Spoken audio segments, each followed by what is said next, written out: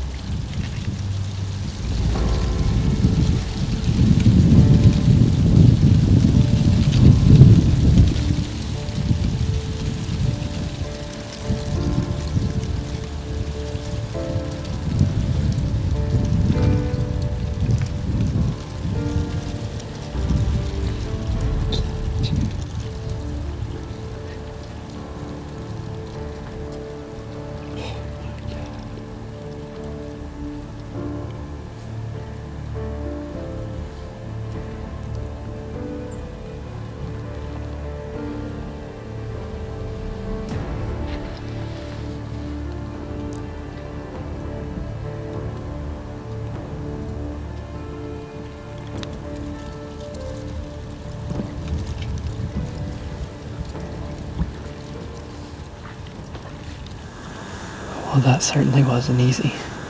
That's a 4.5-year-old buck. I have both the sheds from last year.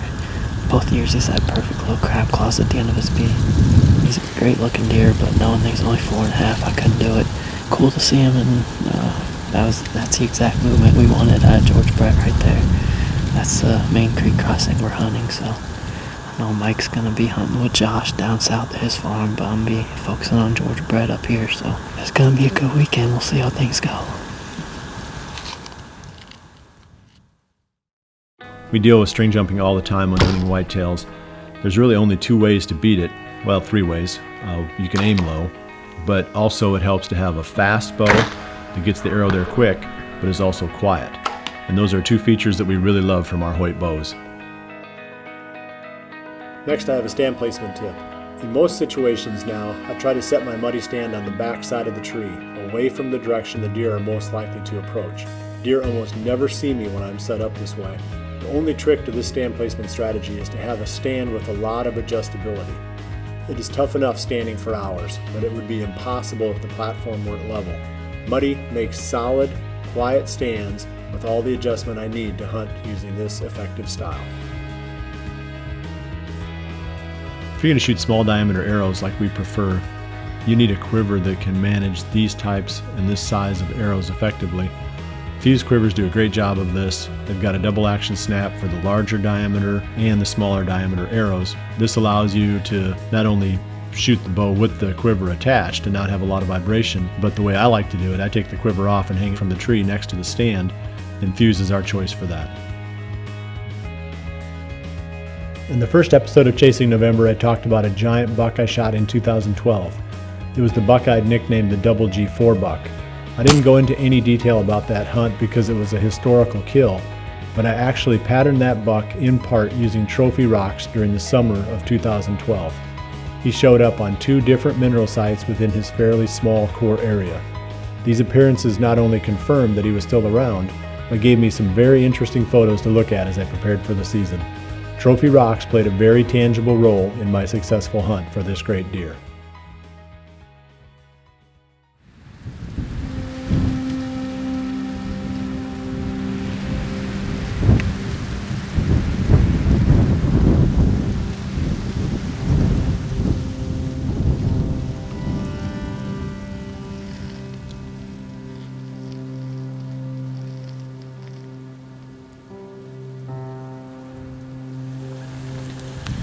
It's the morning of November 21st. These are definitely the days that I question my sanity for coming out in this. Wind is brutally cold this morning. But it's November 21st, so I couldn't sleep in today. Still continuing the quest for George Brett, but I guess it's not much of a quest because I have no idea where that deer's at. Getting to the point of the season where some of these other bigger mature deer are going to look pretty good when they come in, so we'll see what happens if that's the case, but I'm just kind of peeking out through little windows here, so if something does come in, it's going to be interesting. If anything else, it's at least a pretty morning to be in the stand, just a bit cold, so we'll see what happens.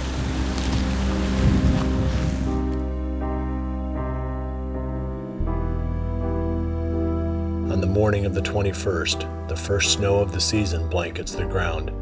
This is always a special time to be outside. The late November cold front brings more than just a bright new world. It also brings increased deer activity. With the sky now clearing in the afternoon, the action stayed hot for Jared.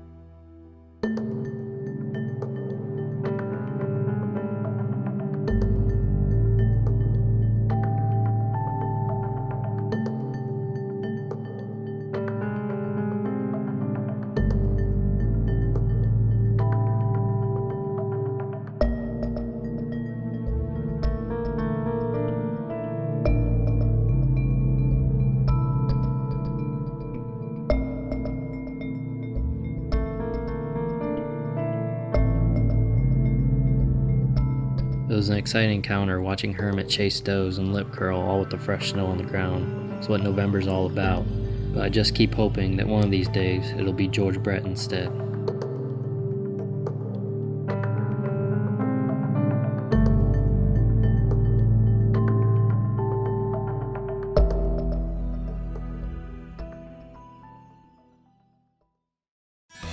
The Frigid Forage plot screen is a revolutionary product that allows you to plant something in the summer that creates a man-made screen for going to and from your tree stand locations without the deer being able to see you.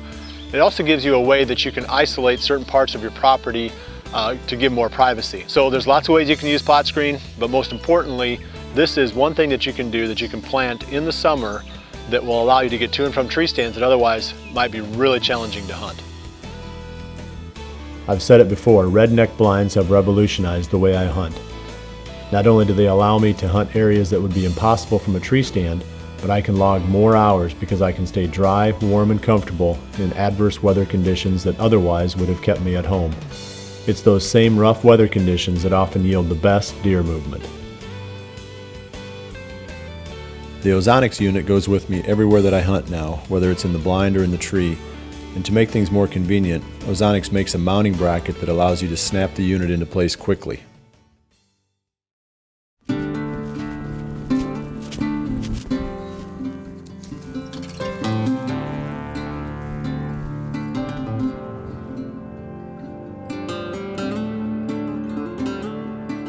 After filming his friends harvest bucks earlier in November, Kansas bow hunter Josh Tatum is heading to a stand in a long, narrow draw close to where he filmed 2 big 10-pointers back in August.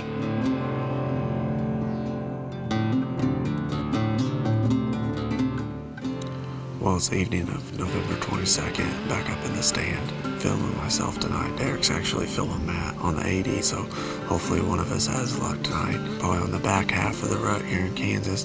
Definitely some good hunting still here before rifle season, but here I just feel like there's a lot of bucks that are probably locked down. So, I'm looking to get back up here in the draws where I think they're going to have these does. This spot's been proven to have good luck this time of year, so hopefully we can have good luck tonight.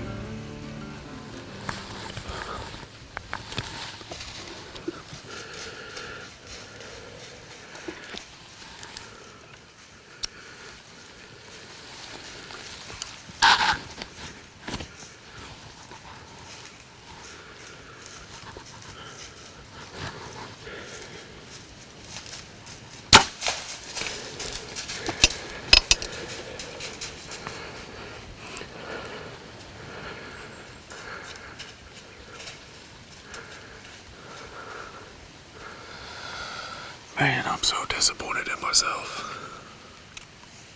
Had a perfect opportunity, but just rushed the shot 20 yards. Oh man, just filming myself, just still no excuse. Shot looked like I shot right underneath him. I didn't realize it. I thought I hit him. I couldn't believe that I missed. It's a big 9-pointer that I had pictures of. He was an 8-point last year, big frames, probably 5-year-old buck. Came fast by himself. That's what I was looking for. That's why I sat in here. Just caught me off guard. Good thing is, he don't know what happened. There's still a lot of time left tonight, and I still got another week or so of hunting, so it's a good buck. We'll see what happens the rest of the night.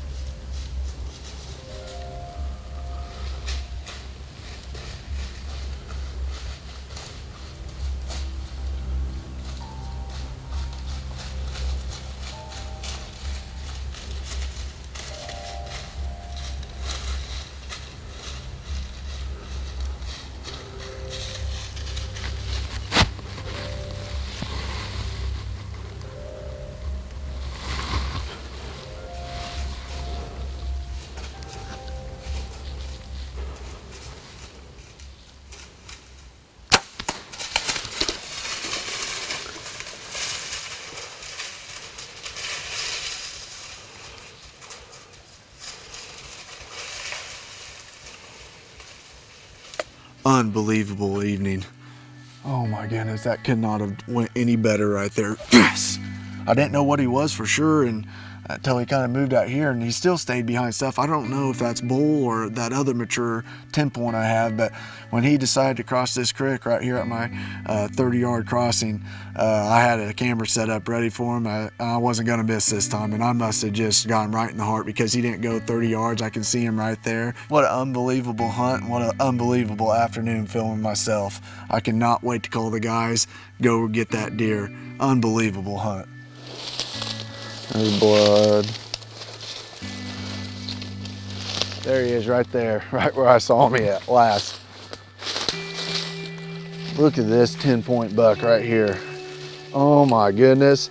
I believe Derek and I were talking about this after we reviewed the film, and I think this is a deer we filmed in the early season on the bean field, don't you think? I think it's him. I mean, we'll have to look at him. I don't remember him, but we got really good video of him, and I believe this is my other old buck. He's definitely one that I had on my hit list, one of my older deer on the property, so I could not be happier to end my 2015 season behind this deer.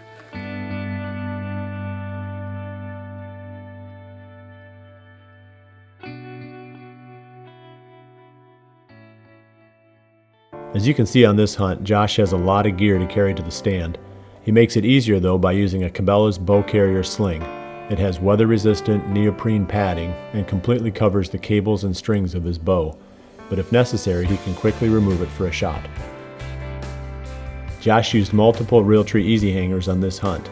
The first one was used to keep his bow close at hand at all times, while another was used to mount a second angle camera to capture the action in the tree. Next, I have a stand placement tip. In most situations now, I try to set my muddy stand on the back side of the tree, away from the direction the deer are most likely to approach. Deer almost never see me when I'm set up this way. The only trick to this stand placement strategy is to have a stand with a lot of adjustability. It is tough enough standing for hours, but it would be impossible if the platform weren't level. Muddy makes solid, quiet stands with all the adjustment I need to hunt using this effective style. I've been shooting Scott releases since 1991. That's 25 years. I like them because they are dependable, solid, adjustable, and very simple. I don't need a complicated release when the longest shot I'm likely to take is 40 yards, but I absolutely need one that will function as required despite freezing rain, snow, dirt, and years of hunting wear and tear. I've never had an animal get away in those 25 years because of an issue with a Scott release. 5 days later, November 27th ushers in another cold front. With precious little time left in November, Jared Mills plans an all-day sit overlooking a secluded Big and Beastie food plot. Well, it's the morning of November 27th. The reason I've come to this spot, I've spent a lot of this year chasing a deer I call George Brett. And I did see him one time walking into the stand, but it's been a few weeks now, and I've had no pictures or no sightings in quite a while. So it's hard to keep on hunting one deer and passing up other good bucks when you really don't have a clue if he's even alive or where he's located, if it's even on the farm. So I decided I'm going to open up the options a little bit and try to go after my second target, which is a deer I call Crown Royal. He's a deer I have some history with from last year. But back to the reason I came to this spot in the first place is I pulled cameras after my hunt yesterday, and he was right here in front of the stand around 1:30, I believe, 2 days ago. Back in the stand today, and I packed a lunch. I'm planning on trying to hang in all day. My cameras have been showing a lot of midday action this last week or so. So hopefully this cold front will keep the deer on their feet for a good part of the day, and hopefully we can lay eyes on Crown Royal.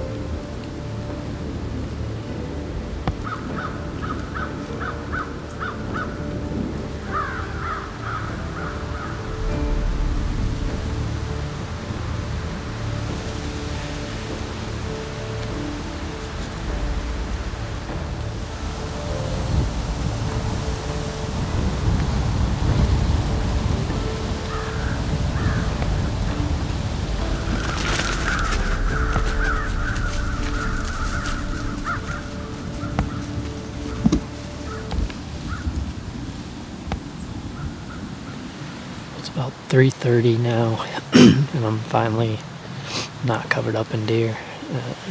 Definitely a flurry of action there from about 2 o'clock to 3 o'clock. A lot of young immature bucks, about 2-year-olds. But that last deer just went through, it's a deer I call Little George. He's a 3-year-old deer, but he's got the frame very similar to George Brett. He's going to be a very good deer if he can make it through. It's cool to see him, get good footage of him, and hopefully start building that history. And, say about 3:30, so I got an hour and a half left. Hoping some more deer will start working out, and hopefully they get more mature as they go. We'll see what happens. It's been a fun afternoon so far.